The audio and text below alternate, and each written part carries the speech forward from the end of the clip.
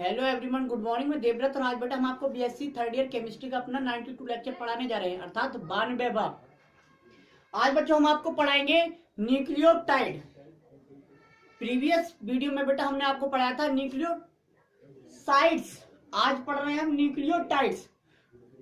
Nitrogenous base पढ़ लिया हमने, न्यूक्लियोसाइड्स पढ़ लिया हमने, अब पढ़ रहे हैं हम बेटा न्यूक्लियोटाइड्स। तो देखो न्यूक्लियोटाइड्स होते क्या है। तो न्यूक्लियोटाइड्स न्यूक्लियोसाइड से ही बनते हैं बेटा, न्यूक्लियोटाइड न्यूक्लियोसाइड से ही बनते हैं। बस अंतर क्या है, यहाँ पर एक फास्फोरिक अम्ल का एक मॉलिक्यूल और जुड़ जाता है। तो लिखा है हमने किसी न्यूक्लियोसाइड मॉलिक्यूल से, कोई न्यूक्लियोसाइड मॉलिक्यूल है जो हमने प्रीवियस वीडियो में पढ़ लिया, उससे यदि एक इनऑर्गेनिक फास्फोरिक एसिड PiS3PO4 के संयोग कॉम्बिनेशन से एक न्यूक्लियोटाइड मॉलिक्यूल बन जाता है, एक न्यूक्लियोटाइड मॉलिक्यूल बन जाता है।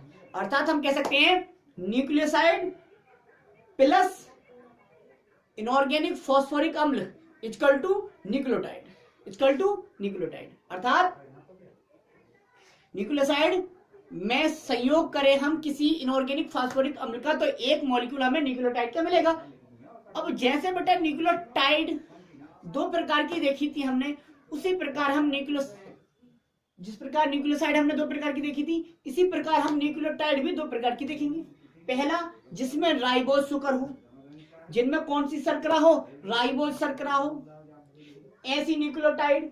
दूसरी जिनमें डीऑक्सीराइबोज शुगर हो, डीऑक्सीराइबोज शर्करा हो, ऐसी न्यूक्लियोटाइड। तो हेडिंग डाल दीजिए टाइप्स ऑफ न्यूक्लियोटाइड। तो nucleotide are of following two types. Nucleotide बेटा दो प्रकार की होती है। फर्स्ट है राइबोज शुगर वाली न्यूक्लियोटाइड, और जिनमें राइबोज शुगर होती है उन न्यूक्लियोटाइड को हम बोलते हैं बेटा राइबो न्यूक्लियोटाइड, राइबो न्यूक्लियोटाइड। दूसरी पढ़नी है बेटा हमें ऐसी न्यूक्लियोटाइड जिनमें डीऑक्सीराइबोज शुगर हो। तो जिनमें डीऑक्सीराइबोज शुगर होती है उन न्यूक्लियोटाइड को हम कहते हैं बेटा डीऑक्सीराइबो न्यूक्लियोटाइड, डीऑक्सीराइबो न्यूक्लियोटाइड। ठीक है, तो न्यूक्लियोटाइड होती है दो प्रकार की, राइबो न्यूक्लियोटाइड, दूसरी डीऑक्सीराइबो न्यूक्लियोटाइड। अब हम पहले पढ़ लेते हैं बेटा राइबो न्यूक्लियोटाइड। तो हेडिंग डाल दीजिए राइबो न्यूक्लियोटाइड, राइबो न्यूक्लियोटाइड अर्थात राइबो न्यूक्लियोटाइड। तो इनमें भी बेटा हमने नाइट्रोजिनस बेस ऐड करते जाएंगे और देखते हैं कौन कितनी बनती हैं। सबसे पहले हमने cytosine plus ribose sugar add की, cytosine plus ribose sugar equal to क्या बना, cytidine 5 monophosphate, cytidine 5 monophosphate equal to cytidylic अम्ल, साइटिडिलिक अम्ल, साइटिडिलिक अम्ल, साइटिडिलिक अम्ल। इसी प्रकार दूसरी है uracil plus ribose plus pi equal to uridine 5 monophosphate equal to uridylic अम्ल, यूरेडिलिक एसिड। ठीक है, दो हो गई। तीसरी देखते हैं बेटा, तीसरी है adenine plus ribose plus pi equal to adenosine 5 monophosphate equal to adenylic अम्ल, एडेनिलिक अम्ल, एडेनिलिक अम्ल।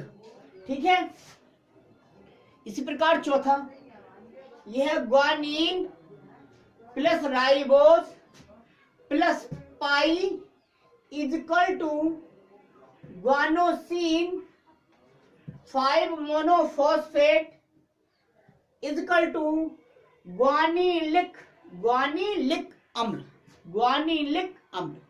ठीक है, तो ये सभी थे राइबो न्यूक्लियोटाइड। ये सभी थे बेटा राइबो न्यूक्लियोटाइड।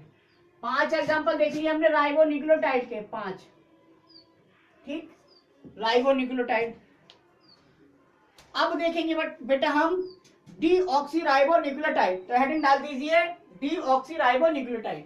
ये हेडिंग है deoxyribo nucleotide, deoxyribo nucleotide, deoxyribo nucleotide. ठीक है,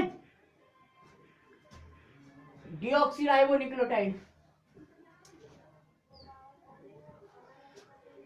डीऑक्सीराइबो न्यूक्लियोटाइड में केवल कुछ नहीं है, अंतर क्या है, यहाँ पर राइबोज शुगर थी, यहाँ पर डीऑक्सीराइबोज शुगर है। ठीक है, तो देखो cytosine plus deoxyribose plus pi equal to deoxycytidine 5 monophosphate equal to बना बेटा डीऑक्सीसाइटिडिलिक अम्ल, डीऑक्सीसाइटिडिलिक अम्ल, डीऑक्सीसाइटिडिलिक अम्ल। पहला एग्जांपल। दूसरा एग्जांपल देख लीजिए बेटा, इस तरह से और बहुत सारे बन जाएंगे, 2 एग्जांपल बताएंगे। Thymine plus deoxyribose plus pi equal to thymidine, thymidine 5 monophosphate equal to thymidylic अम्ल, थाइमिडिलिक एसिड, थाइमिडिलिक अम्ल। हो गया। अब देखते हैं बेटा हम शुगर, शर्करा को। शर्करा हमने बेटा देखिए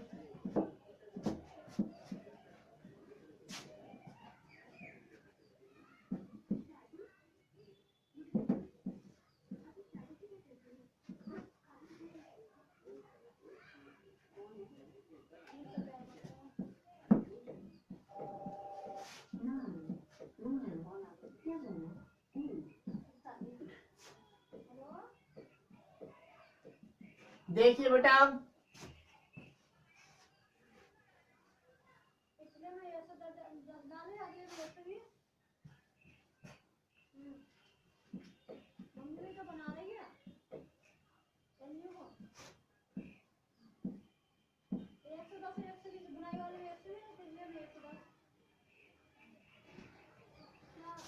देखो बेटा ये है न्यूक्लिक अम्ल, न्यूक्लिक एसिड। न्यूक्लिक एसिड्स की बेटा हम देख रहे थे केमिकल कंपोजिशन, रासायनिक संगठन, केमिकल कंपोजिशन, केमिकल कंपोजिशन, रासायनिक संगठन, अर्थात इसमें न्यूक्लिक अम्ल में क्या क्या होता है। तो पहला था बेटा इसकी केमिकल कंपोजिशन में nitrogenous base, nitrogenous base, nitrogenous base अर्थात नाइट्रोजन युक्त क्षार। दूसरा था बेटा आपका न्यूक्लियोसाइड्स, न्यूक्लियोसाइड्स ये हमने पढ़ लिया। तीसरा था बेटा न्यूक्लियोटाइड्स, ये हम अभी पढ़े हैं बेटा। चौथा होगा बेटा इसमें क्या होगा, शुगर। चौथा है केमिकल कंपोजिशन शुगर्स, शर्कराएं। और 5वां है बेटा आपका फास्फोरिक अम्ल, फास्फोरिक अम्ल। तो किसी भी न्यूक्लिक एसिड के ये 5 केमिकल कंपोनेंट होते हैं। फास्फोरिक एसिड तो हमने क्या क्या पढ़ लिया, हमने नाइट्रोजिनस बेस पढ़ लिया, हमने न्यूक्लियोसाइड पढ़ लिया, हमने न्यूक्लियोटाइड पढ़ लिया। अब हेडिंग डाल दीजिए अपना शुगर्स। तो शुगर्स की बात करें बेटा, यदि हम न्यूक्लिक एसिड में तो 2 प्रकार की शुगर होती है, एक तो वही राइबोज शुगर, दूसरी डीऑक्सीराइबोज शुगर। एक तो होती है राइबोज शुगर, दूसरी होती है डीऑक्सीराइबोज शुगर। तो हेडिंग डाल दीजिए शुगर्स।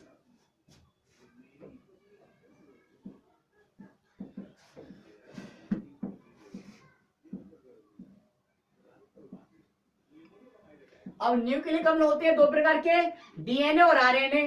तो शुगर भी होती है 2 प्रकार की। ठीक है, तो शुगर की बात करें, शुगर्स तो शुगर्स होती है बेटा 2 प्रकार की। एक तो ribose sugar, ribose sugar, ribose शर्करा, दूसरी होती है डीऑक्सी राइबोज शुगर।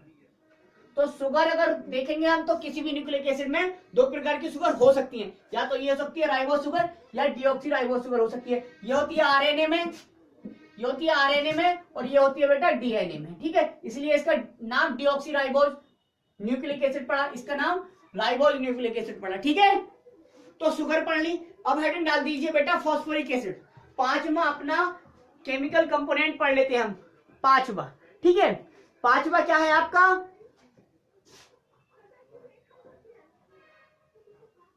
पांचवा कंपोनेंट, पांचवा कंपोनेंट है बेटा फॉस्फोरिक अम्ल। फॉस्फोरिक अम्ल, और ये न्यूक्लिक एसिड हमारा क्या हो जाएगा, फिनिश हो जाएगा।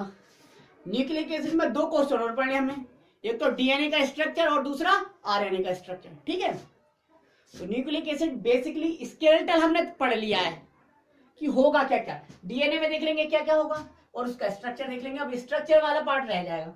ठीक है, तो डाल दीजिए फॉस्फोरिक, पांचवा केमिकल कंपोनेंट है फॉस्फोरिक एसिड्स। तो बेटा सभी न्यूक्लिक एसिड में, सभी न्यूक्लिक एसिड्स में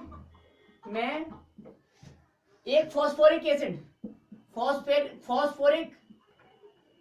फॉस्फोरिक एसिड पाया जाता है, फॉस्फोरिक एसिड पाया जाता है, फॉस्फोरिक अम्ल पाया जाता है। खत्म हो गया, फॉस्फोरिक अम्ल पाया जाता है। ठीक है, तो आज बेटा बस इतना ही। Thank you very much.